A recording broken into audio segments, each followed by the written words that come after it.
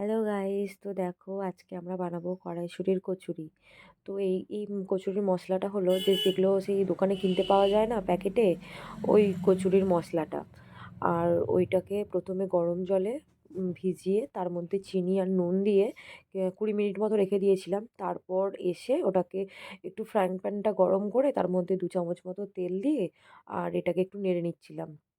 তো ওটা ধরে যাচ্ছিল, সেজন্য তাড়াতাড়ি করে করছিলাম। কারণ ১ম বার করছিলাম, আমি সেরকমভাবে জানি না এটা করতে। তারপরে বাপি এসে গিয়েছিল, বাপির জন্য একটু চা বসিয়ে দিলাম।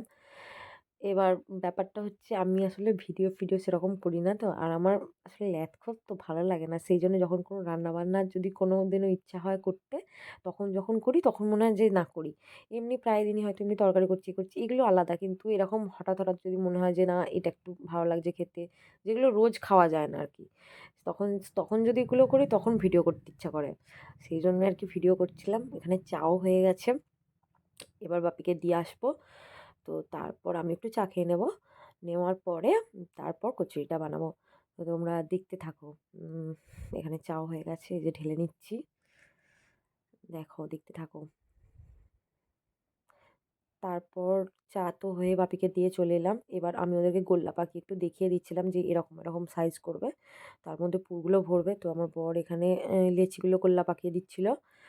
আর অনেকগুলো বাসন পড়েছিল, সেইজন্য ভাবলাম বাসনগুলো মেজে নিই, নয়তো সকালবেলা অনেকগুলো বাসন হয়ে যাবে, মাজতে অসুবিধা হবে মায়ের। তো সেইজন্য আমি বাসনগুলো মাজছিলাম, ততক্ষণ বললাম তোমরা এগুলো করো।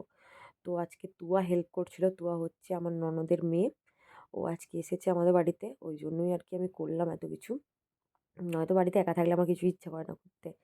তো আমার বাসন-টাসন মাজাও হয়ে গেছে। আমি বললাম যে তোমাদের অনেকগুলো লেচিও বেলা মানে হয়ে গেছে আরকি, পুর ভরা হয়ে গেছে। আমি বললাম তাহলে আমি বেলে আর শুরু করে দিই। তারপর তোমরা এসে গেলে তারপর করবে। একটুখানি আমি বেলে দেবো, তখন তুমি ভেজে নেবে। তো আমার বর আমাকে ভেজে দিচ্ছিল আর আমি বেলে নিচ্ছিলাম। এই তো একটা করছি। দেখো, এটা ১ম বার এটা। তো ফুলছে একটু বেশ ভাল লাগছে দেখতে। তারপর আমি বেলছিলাম, ও করছিল, তখন আর ভিডিও করা হয়নি। একদম শেষে তারপরে ভিডিও করেছিলাম। তো এই দেখো, এটা হচ্ছে একদম শেষে। তখন একদম শেষের পথে, ওই কড়াটা দেখলেই বুঝতে পারা যাবে। তো তার আগে বাপিকে, তুয়াকে দিয়ে দেওয়া হয়ে গেছিলো, ওরা খেয়ে নিয়েছিল। শেষে আমরা খাবো।